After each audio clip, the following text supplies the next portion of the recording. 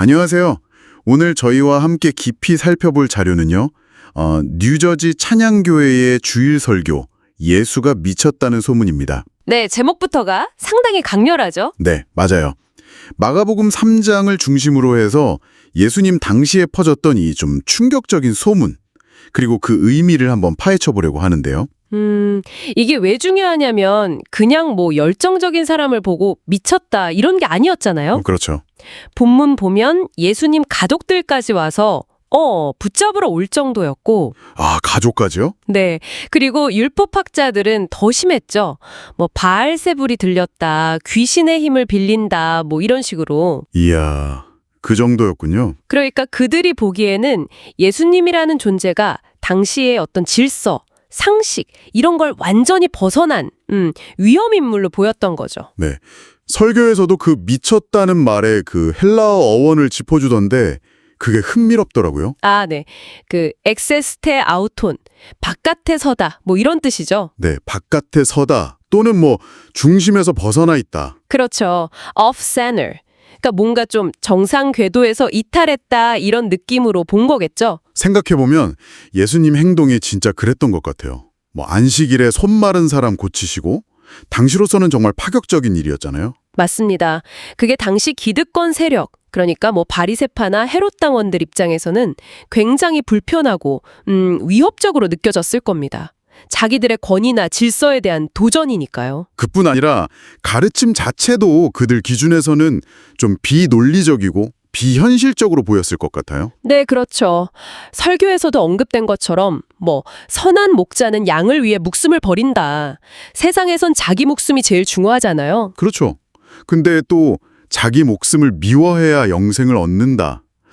이거는 뭐 앞뒤가 안 맞는 말처럼 들리는 거죠. 또 뭐 오른뺨을 맞으면 왼뺨도 돌려대라. 가난한 자가 복이 있다. 하하. 정말 세상 기준으로는 완전히 거꾸로 가는 이야기들이네요. 그러니까요. 그러니 당시 사람들이 보기엔 저 사람 정말 제정신인가? Out of his mind? 다 이렇게 생각하는 게 어찌 보면 당연했을 수도 있어요. 그래서 설교가 여기서 중요한 질문을 던지더라고요. 예수님의 이런 세상이 보기에 이상함, 이게 도대체 어디서 온 거냐? 네, 왜 세상이 중요하게 여기는 것들에서 그렇게 벗어나 계셨을까? 그분의 다른 중심은 뭐였을까? 그 답이 결국 바로 하나님의 뜻이었죠. 마가복음 3장 35절 말씀.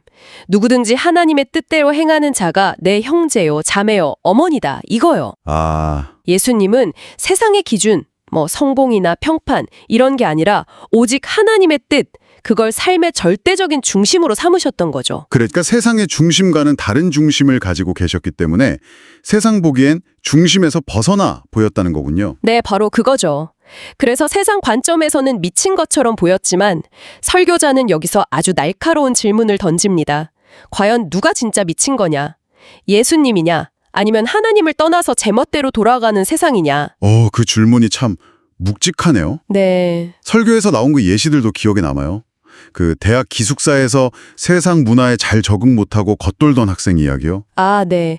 그 학생이 기독교 모임에 갔더니 비로소 내가 제정신이 드는 것 같다. 여기가 정상인 것 같다. 이런 편안함을 느꼈다는 거잖아요. 맞아요. 그리고 그 이민자로서 미국 문화에 느꼈던 불편함, 근데 또 한국에 가니까 느껴지는 어떤 동질감, 편안함, 그런 비유도 있었고요. 그렇죠. 그게 다 뭘 말하냐면 그리스도인이라면 이 세상에서 어느 정도의 불편함, 어떤 이질감, 그러니까 베드로전서에서 말하는 것처럼 거류민과 나그네 같은 느낌을 갖는 게 오히려 당연하다는 거예요.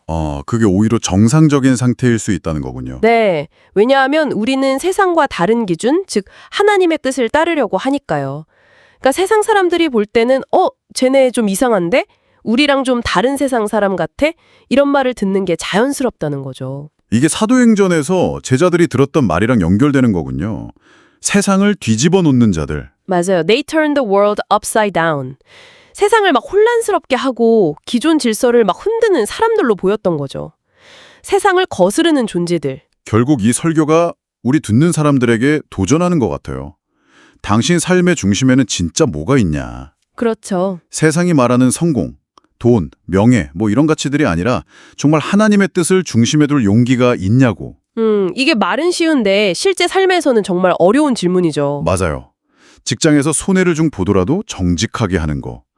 가정에서 좀 상처받더라도 온유하게 대하는 거. 또 자녀 키울 때 세상 성공보다는 신앙적인 가치를 먼저 생각하는 거. 이런 구체적인 영역에서요. 네, 그런 삶의 자리에서 때로는 세상이 아이고 저 사람 참 답답하다, 미련하다, 심지어 미쳤다고 할지라도 기꺼이 그 길을 갈 수 있겠냐는 거죠. 그 세상을 뒤집는 삶을 살 수 있겠냐. 듣고 보니 정말 미쳐 돌아가는 세상에서 하나님의 기준으로 정상으로 사는 것.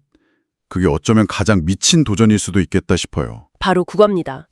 그래서 설교 마지막에 그렇게 자문자답하잖아요. 그렇게 살려면 미쳐야겠네요. 네. 그리고 아주 단호하게 대답하죠.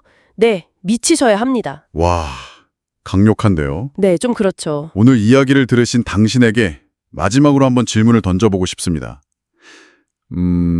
어쩌면 세상의 시선 때문에 혹은 그냥 내 안에 어떤 익숙함 때문에 망설였던 혹은 외면하고 있었던 하나님의 뜻은 혹시 없으신가요? 네, 당신은 삶에서 정말 미쳤다는 소리를 들을 각오로 이 세상을 조금이나마 거스를 수 있는 그 작은 한 걸음, 그건 무엇일 수 있을까요? 한번 조용히 깊이 생각해 보시면 좋겠습니다.